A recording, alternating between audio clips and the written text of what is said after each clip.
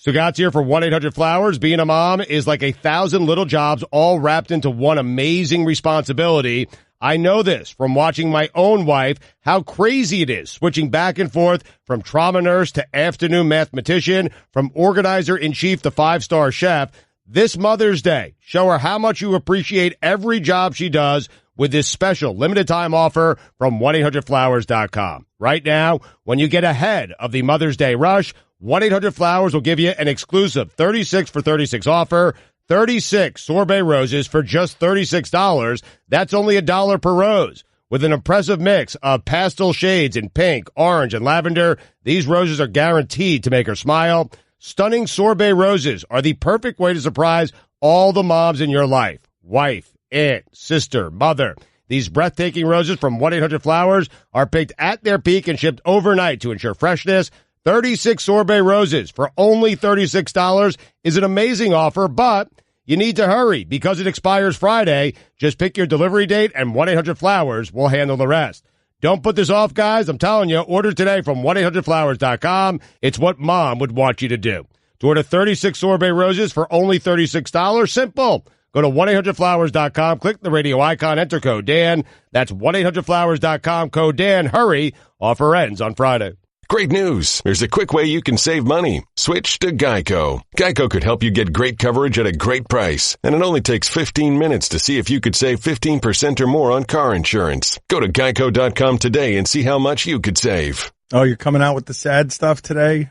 You're mopey. The difference between 2-2 and 3-1 is a couple of bounces. Yep. A couple of calls, a couple of free throws. And the couple of players the Sixers have that are better than anyone you have. So what happens in the fourth quarter is what happens in the fourth quarter, which is the Sixers have played an entire slop basketball game that never wins in the playoffs. But with a minute left, they're still in it. You need a basket, and they need a basket. And theirs is a Ben Simmons dunk, and yours is a fadeaway jumper. And boom, your season is over. That fadeaway jumper, though, in Game 2. I mean, so good. It was cooking in Game 4, too. But the best you got in 2 minutes, though, is theirs is going to be at the basket and yours isn't. It is unbelievable to me that a 36-year-old Dwayne Wade, now in his second tour of duty with the Miami Heat, is the only thing they got. Nobody else can do it. Nobody. And that's the reason that they weren't going to win. It's the reason they weren't good enough. It's the reason they overachieved to get to 500. It's the reason you wanted the Celtics instead of the Sixers. That's correct. Yes. That's correct. I would love to have a center that goes 18% from the field, has 8 turnovers, and I still think they dominated a basketball game because they made so many positive contributions. Have you seen some of the numbers defensively when Embiid is in the game? Because people have been concentrating on the wrong side of the court with him. The Miami Heat have been defeated the last 2 games because Embiid returned. That's what happened. And I know his offensive numbers aren't anything special, but Mike, have you seen what happens on defense? Miami shot 3 of 11 at the rim when Embiid was anywhere near the rim, and they're now shooting over the course of the series when Embiid is just around their shots, 21%. Yeah, defensive clinic when he's in. However, I won't go all the way there with you. Embiid, like I said, 18% from the field, 8 turnovers, -5, plus minus. No, but here's why. That game turned when Ilyasova, of all people, checks in for an Embiid who goes out and gets them, and this is a team that you don't want because every time the Miami Heat go down the court, they have one shot at that basket. You're giving the Philadelphia 76ers 3-4 chances on a possession to come away with points because of these tip-ins and their size advantage. Do me a favor, just so you understand clearly and throughout the offseason, because it's been proven to Riley, that game never gets won by the Sixers. When you turn the ball over 27 times in the playoffs, tell me the last time that's happened. It's got to be decades. It's got to be a totally different time in basketball. There is just no way that you turn the ball over 27 times in a playoff game and you win it on the road. And the only way to do that is the other team doesn't have stars, man. It was 26. Small fun. When does that happen? I can't recall. I mean, that's crazy, right? 26 turnovers. You don't win that game in the playoffs. You can't turn the ball over 26 times and win an NBA playoff game on the road, and they did. Why? Because they're better. Their best player goes 2 of 11. They turn it over 26 times. If you want to argue that, Ben Simmons is better, which I would, that's fine. But regardless, one of their 2 best players goes 2 of 11, 26 turnovers. Yes, that's a game. On the road, it's a game you should lose. But you're doing 2 for 11 on Embiid. And look, he was terrible offensively. But you're doing 2 for 11 when he's had how many free throws? How many free throws did he take in that game? He took 13. 10 of 13. So he's taken 10 of 13 free throws, but that's not... He changes everything defensively. Of course he does. I mean, he's great. He's a great player. Yes, having him in the lineup obviously improves their chances of winning basketball games. Mike's sitting there making the argument that Ilyasova over 7. Down the stretch, no, Ilyasova was a pain, man. They kicked Miami's ass in the second half of these games. Yeah. Up and down, and it's why so many people have problems with Spo, and then they go to the Whiteside thing, and they're like, Whiteside should be playing more, and then you get excited when Whiteside is doing good things at the end of the game against Embiid, because... No, he waited too long. I mean, Spo did wait too long. I know, but he doesn't trust him, and neither do you, and neither does anybody. Right, like, you only trust him when you lose.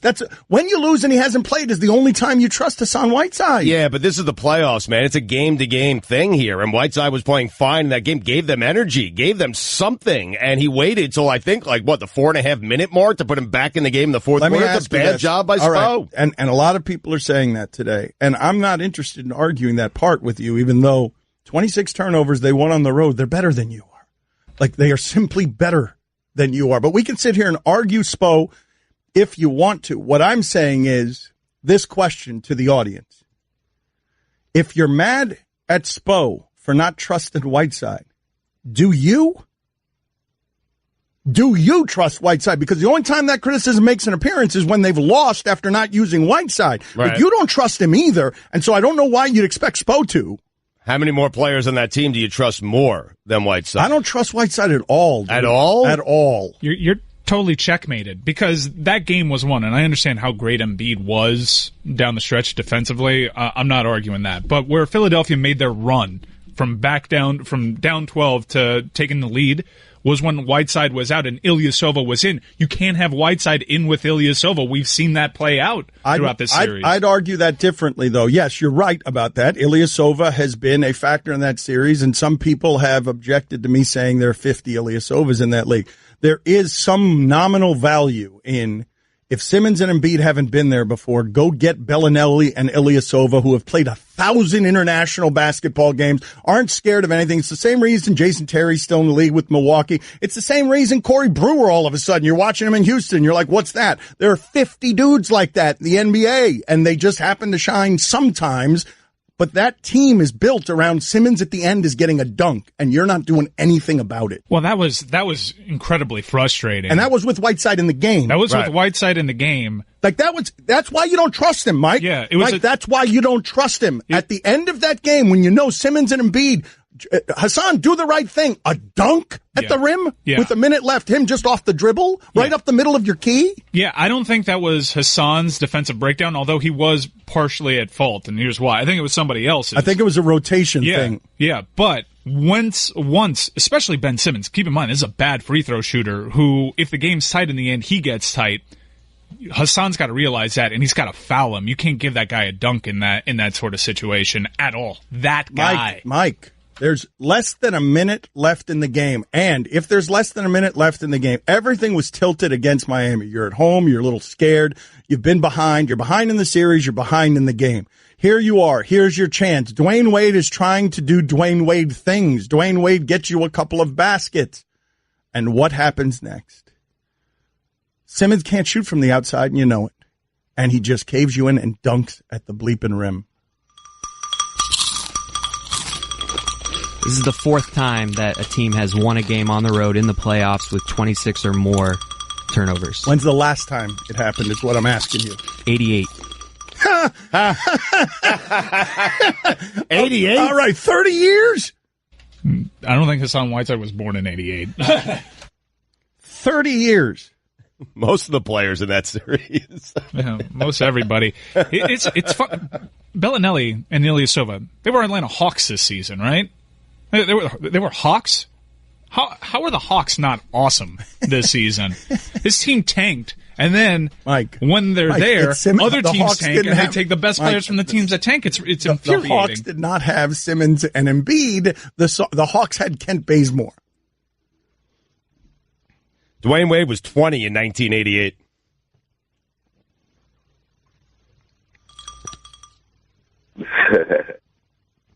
Happy birthday today to William Shakespeare. He would have been Dwayne Wade's age if he were still alive today. William Shakespeare. 450. I thought you had it ready at all times, Mike. Don't blame. How are you going to blame that on me? I told you I'd go to birthdays at any time. How's that my fault? How is it my fault that it's not on your computer? I don't care. Good luck. Explain to me how it's my fault. We talk that one out typically. I mean, we do. You normally. It's a weekend. Got a fresh. Be ready, man. Be ready. Would have been 454 years old today. Gone too soon. Old Willie. Happy birthday to him. I don't care. Good luck. I think you should start calling him Bill. Yeah, okay. Bill Shakespeare. Yeah, that's what his friends call him, I mean. What do you want to do? There's no reason for hope. You're not coming back against this team. You're not as good as they are. Whoa. Let's slow down. Okay, the Sixers haven't been forced to make a single adjustment in this series. Not a one. How about their coach saying after the game, we did not deserve to win that? I don't understand how we won that. Right. So, you have plenty of things that you can correct if you're the Miami Heat. All the tape out there, it doesn't lie. You got an extra day here to break down the film. Here's what you do. You go to practice, and you know what you work on? What? Rebounds. All practice long. Just throw the basket against. We're done. We're totally toast. We're toast. They got good players, but maybe Magruder makes a difference. What's going on with Tyler Johnson's hand? Lots of tape on that thing. What's going on with Tyler Johnson? You're never going to move that contract. We're doomed. Jordan Mickey? Perhaps Jordan Mickey. Another big. Udonis? Perhaps it's time for Udonis. Listen to this. I think it is time for Udonis. Yes, he's got 6 fouls. A Udonis start, man. He's got 6 fouls. Yeah, that's what we need. 6 fouls. UD start. Look, man, they punked us. Just have him follow Ilyasova around. We tried to punk them. They punked us. You need Udonis Haslem in there. I think that from the moment he gets to the arena, Udonis should just follow Ilyasova around in the locker room to get popcorn. I will bet my life that Ilyasova can get 3 chances at a hoop with Udonis Haslem in the game. Because the second that he touches the ball the second time, Udonis is putting him on the ground. That would not have been a Ben Simmons dunk in the last minute of the game if Udonis had been in the game. That's what this series is missing. We need Udonis. Happy 41st birthday to John Oliver. Happy birthday to him. I don't care. Good luck. John Oliver, the same age as Andrew Jones, also 41. Happy birthday to him. I don't care. Good luck. Still playing Andrew Jones? Guillermo, put it on the poll at Le Batard Show. Are you surprised John Oliver and Andrew Jones are the same age? That's stunning, is it not? Andrew Jones came into the big leagues at 20 years old. He was hitting World Series home runs at 20. John Oliver looks like he's in his late 50s. What would you do here, Dan? You're Eric Spoelstra. How do you change this? I'd go home and spend time with my baby. You don't think there's something that can be done? I'd trust my baby more in the last minute of the game than Hassan Whiteside. I'd go home and tell my baby about how Hassan Whiteside is ruining my life and how mad I am that the things that Pat Riley decided to do were Hassan Whiteside, Dion Waiters, and Tyler Johnson. I've been telling you since the series started, Heat in 7, and this is what it looks like. Yeah. Well, you had Heat in 6. Heat in 7. He had him in 5, too. He had him in 5. Since day one, Heat in 7. And everyone's panicking. This is what Heat in 7 looks like. Exactly, Mike. I mean, listen, eventually, if you have the Heat in 7, the Heat have to lose 3 games. You gotta lose 3 games. They lost their 3. We're good. Yes, we're you good. Have to. Yep. When you make a bold prediction like Heat in 7, you have to be prepared with losing 3 games in that series. Yeah, they never closed the series out. These guys, they've never done that. I know the order is freaking a lot of you out. How could it not? wacky. It's a wacky way to get to 7. You'd like, we win one, they win one, we win one, they win one. Not going to happen with this bunch. No. Resilient bunch. Every game they play in is tight. Even the games that they lose by 20. It's amazing. Let us win game 5. There are all types of different paths to a 7th game. You're right, Mike. It's the only way you win game 5 is if they let you. They tried to let you win game 4. Oh, please let us. Please let us. Let us. That's a plea. Let us win, please. Hi, everyone. Stugotz here. Support for the Dan Le Batard Show podcast comes from our friends at Rocket Mortgage by Quicken Loans. Chances are you are confident when it comes to your work, your hobbies, and your life.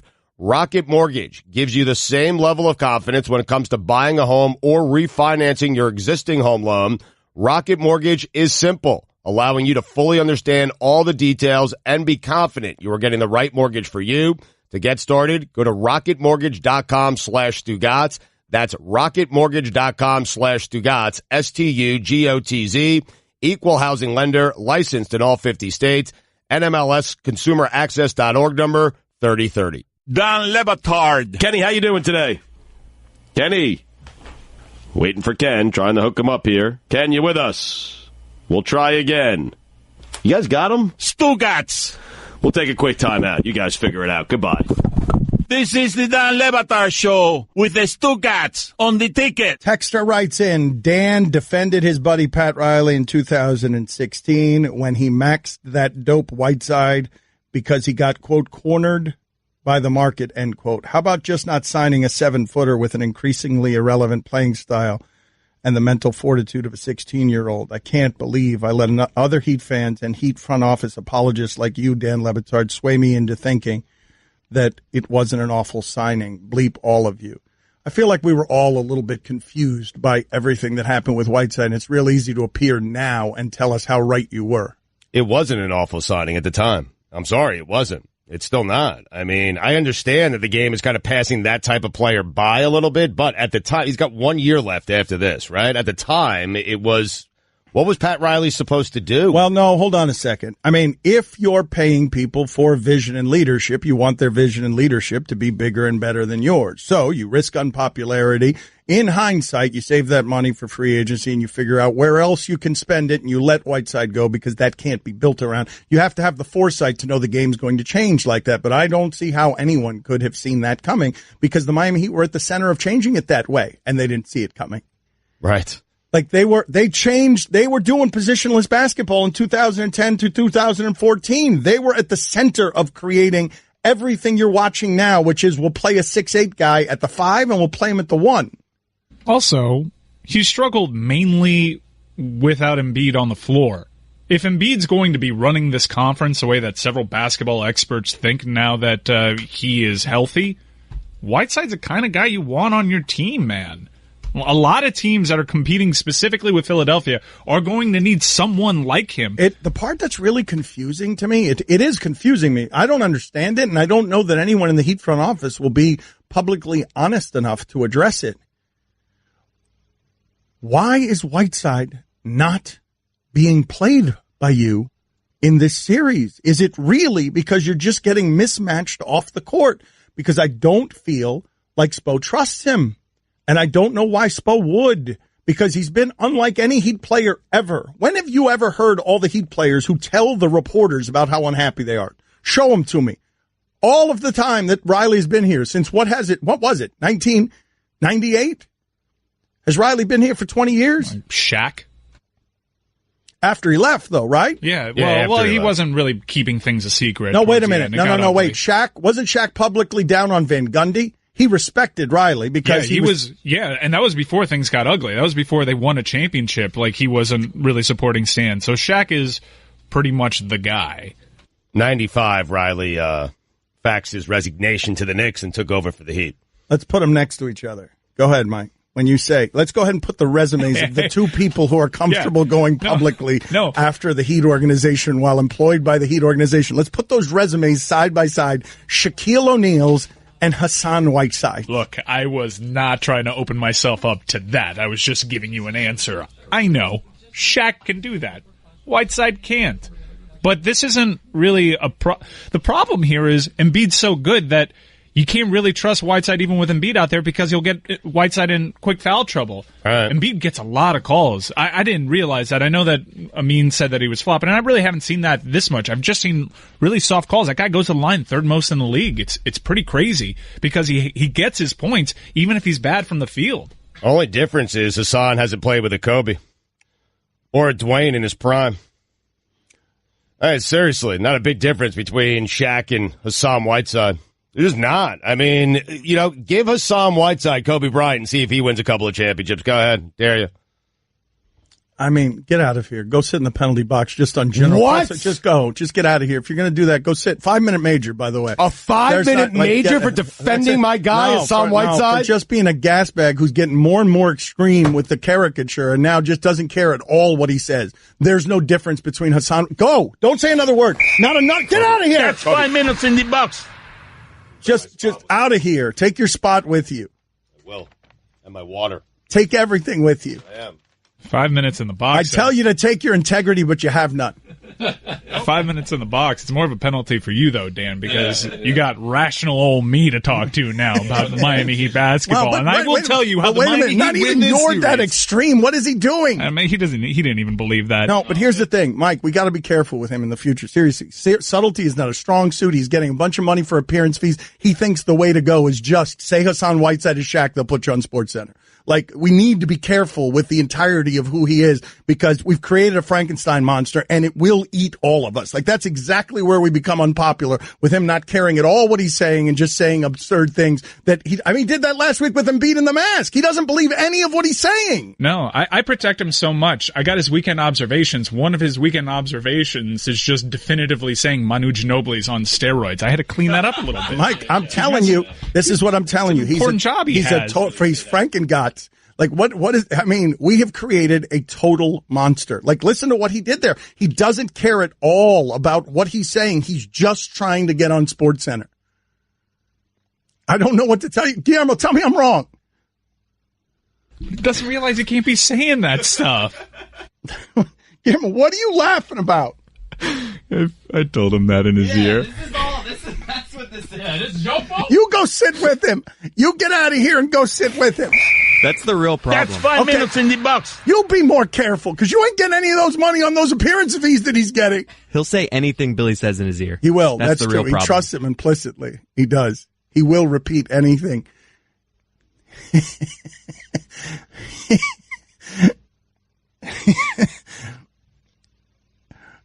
Now, 4 more minutes for me to convince you that the Miami Heat have this series in the bag. That's not what I want to talk about, Mike. I want to talk about the blueprint. Is that okay? Or they're going to blow it up. They're going to blow but it it's up. too early to talk. Is it too early to talk about the blueprint? Because I don't know whether you're mad at Spo, whether you're mad at Whiteside. I don't know.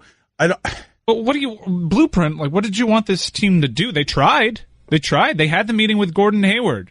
Gordon Hayward said himself he was incredibly impressed with the Miami Heat. If he didn't go to Boston, he would have came here.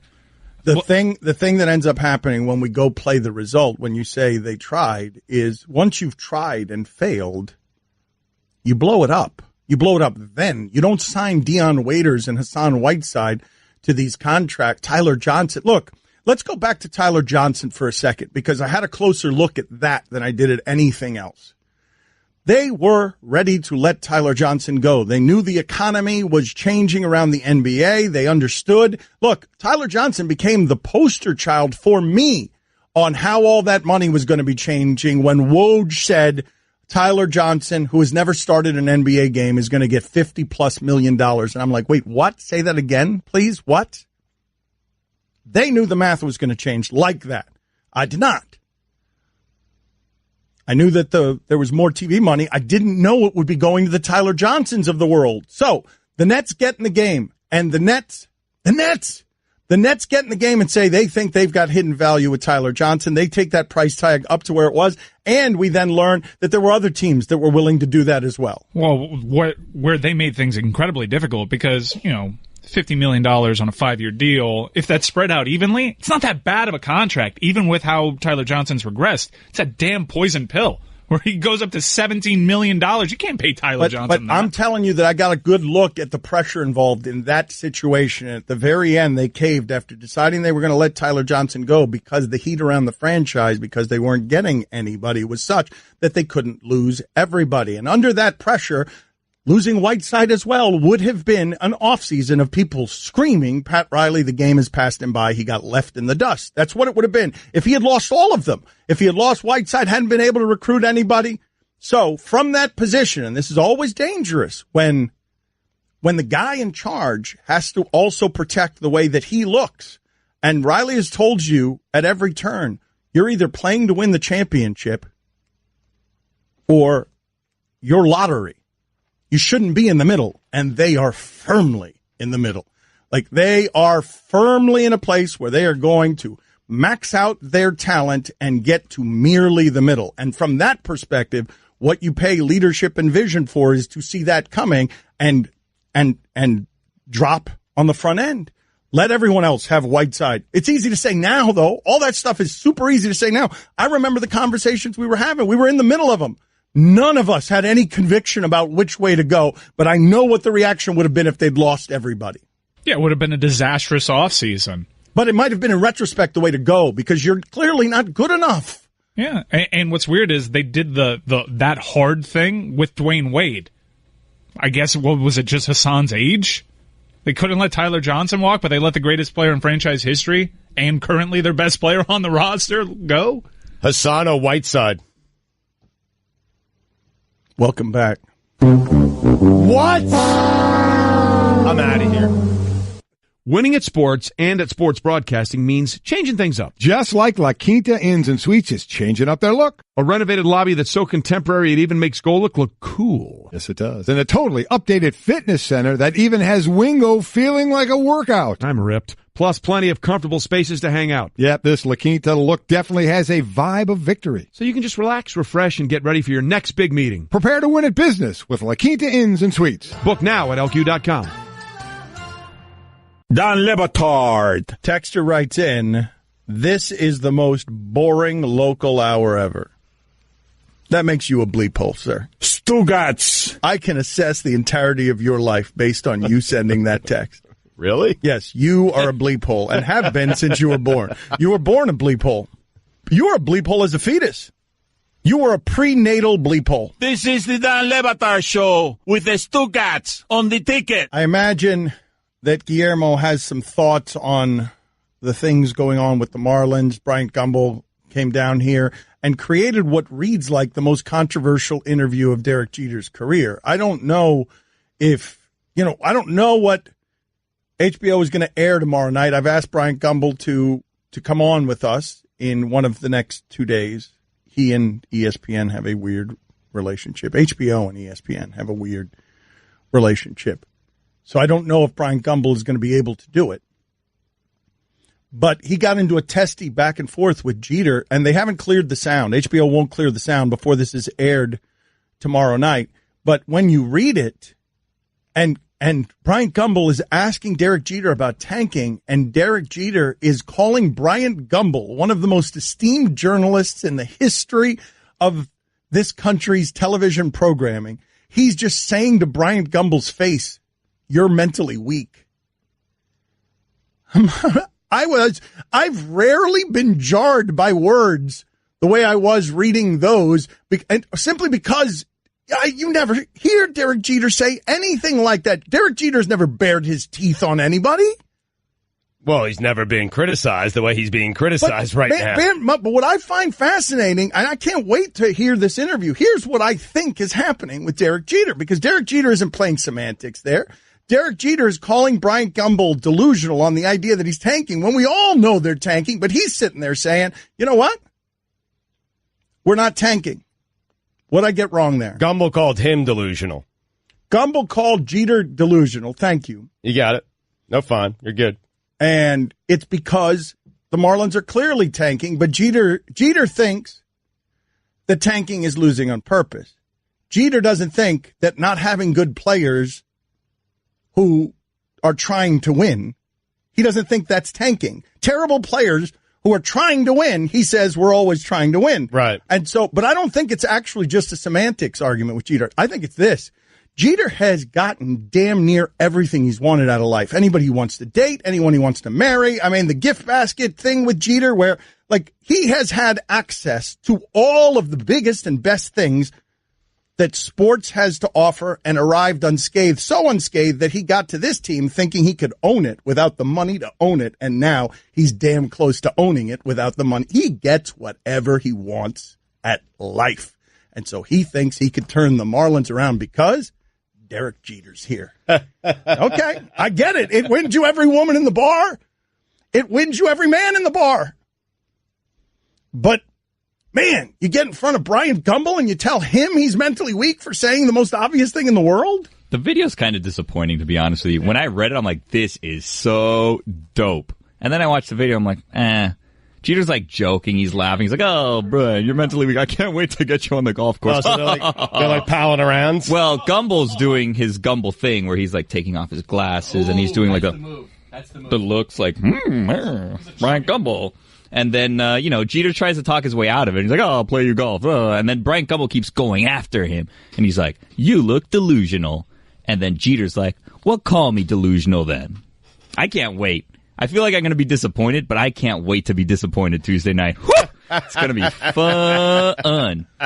Did you see Dr. K yesterday, by the way? Oh, he was great. My God. He's back, yeah. Dr. 10Ks. Yeah. What a start. He's not the reason they lost, that's for sure. Well, Dan Yelly hit a 2-run homer off of them. And Bohr forgot how many outs there were at one point. He's just running around the field on a pop-up, getting double off at first base. Man, 77 pitches, 10 Ks, Dr. K. We took him out, pinch hitter. Tomas Talis popping up to the catcher. 1-2-3 inning. Then our bullpen comes in. Not good. Swept by the Brew Crew. The fan base is turning on me, by the way. I like that delivery, by the way, of your Marlin. What happened? What do you mean? I think they're getting tired of my negativity about this team. Oh, because there's so much to be positive about. That's the thing that I don't get. Like, there's like this group within the Marlins fan base that seem to think that you have to support everything that they do, which is just insane. It's crazy. Oh, no, but I think that our entire sports radio existence fights those people at every turn. There's always a pocket of those people who are zealous about the thing they love and the way things were. Pocket? That's the entire Miami Heat fan base. That's true.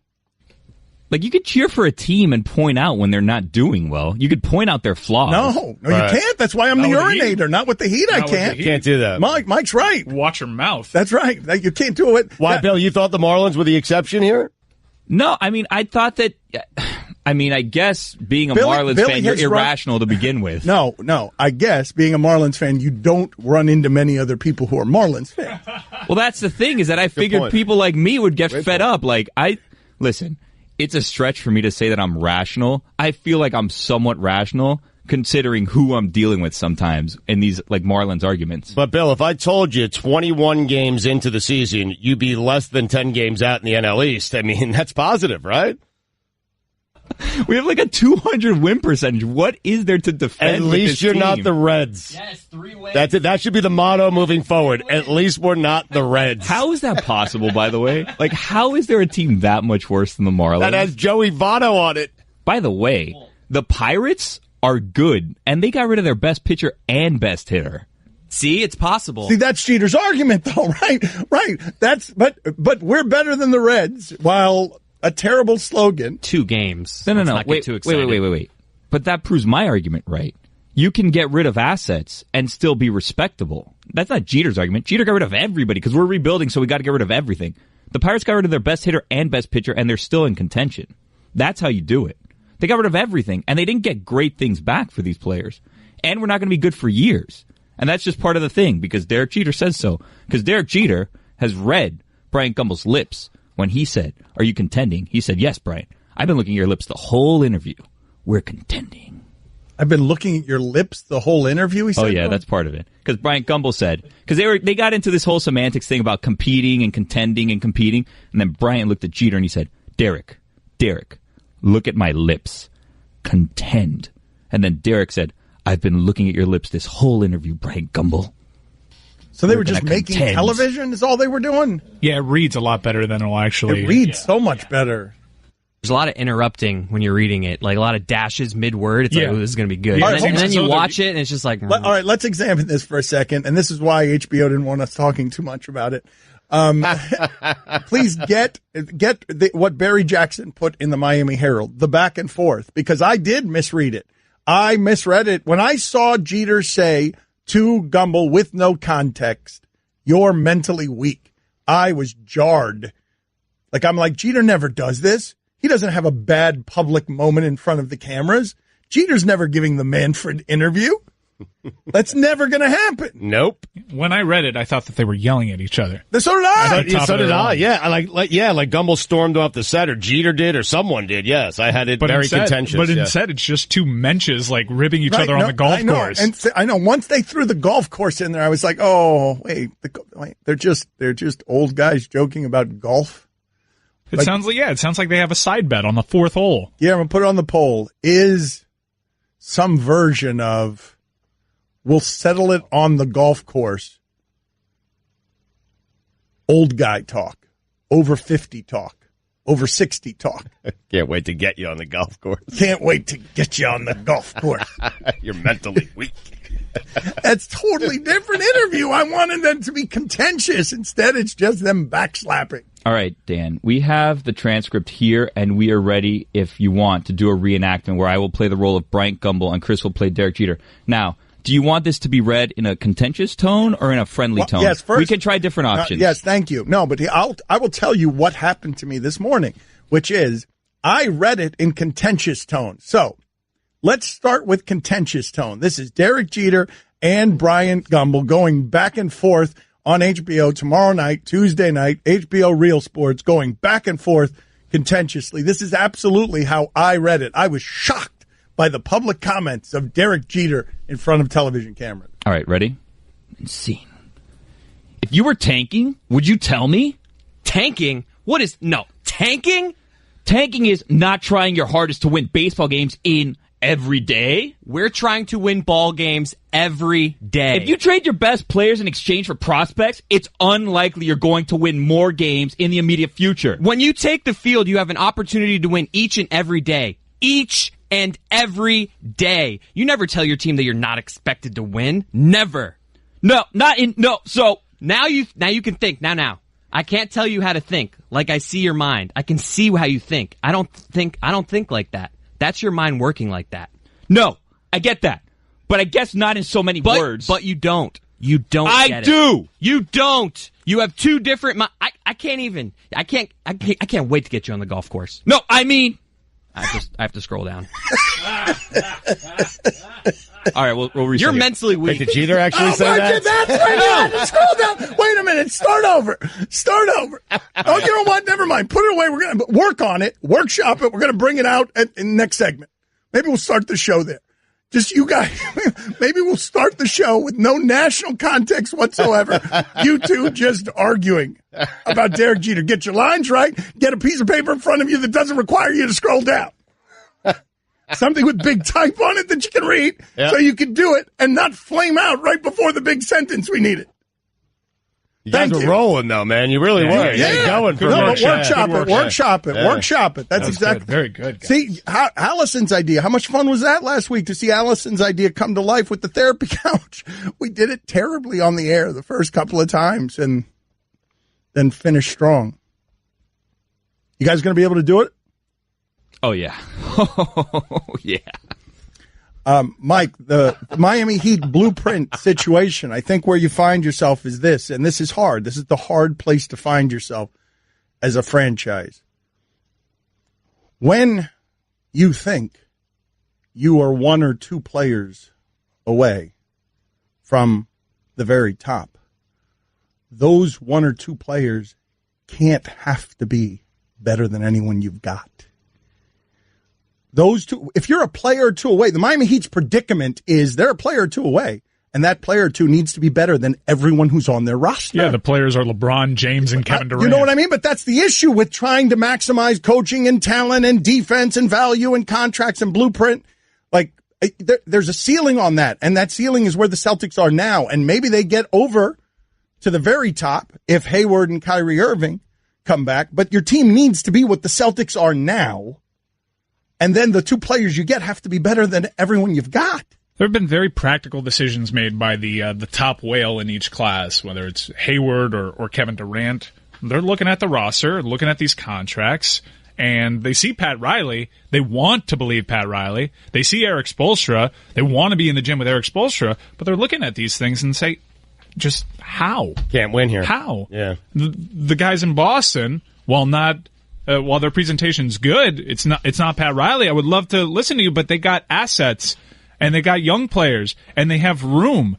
You don't have any of these things. You have contracts that are going to be difficult to move. I think that's the biggest indictment of Riley's forever win now philosophy, is that it can't build for tomorrow. It doesn't wait around at this age, at this resume, at this legacy. It doesn't wait around for another rebuild. Like, why? It's admirable. But that's, I mean, it's selfish, as we all are.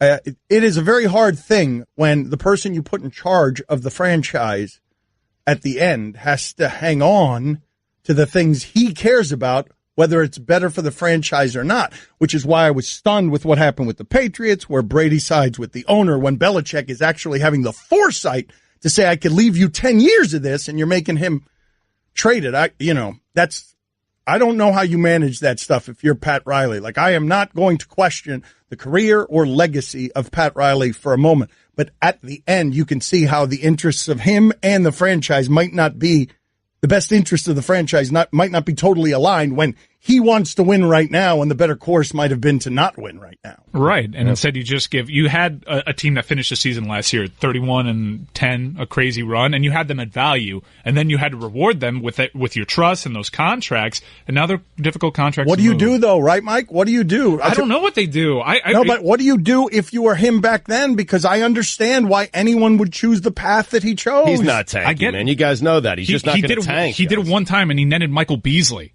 That's some serious PTSD. What do you do now, though? You got to blow it up, but I don't know how. Who's going to take that Tyler Johnson contract? Wait a minute. Why would you blow it up when they're going to win the series in 7? True that. Yep, that boy. It starts tomorrow night with Magruder. Everyone in the neighborhood knew about Bobby. Bobby, the basketball boy, they called him. Bobby wanted to go pro someday, so he was always out in the driveway shooting hoops. But one day, his mom came out and told him, "Hey, your wife wants you to take out the trash." His mom was visiting, and Bobby was a grown man. He had kind of missed his window. Plus, no one had ever seen him actually make a basket. But on the other hand, Bobby had heard how Geico could save him money on car insurance, so he switched and saved. So it